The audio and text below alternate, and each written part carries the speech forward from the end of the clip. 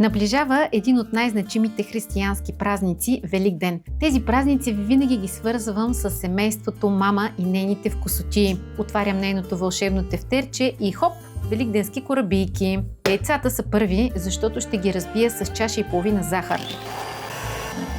Изсипвам добре разбитата смес в по-голяма купа. Слагам олио, слагам и от домашно приготвената ми свинска маса. Иде ред на киселото мляко с хлебната сода.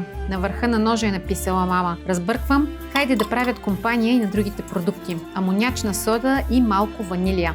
Малко лимонова кора за свежест и за финал брашно.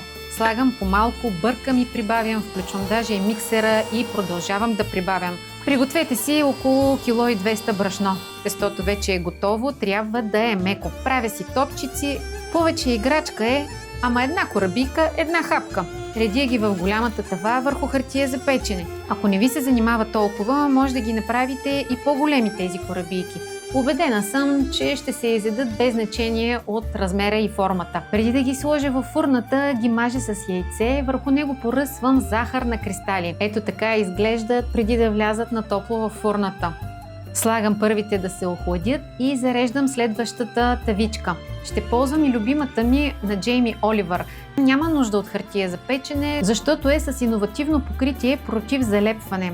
Тя е от онлайн магазина Before Home, където може да ползвате промокод RADOST10 за всичко, което ви харесва. Отново жълтък, захар, ето ги всички корабийки. Не всички, защото вече хапнах няколко, ама те са много вкусни и не можах да изчакам да изтинат. Чудесни са.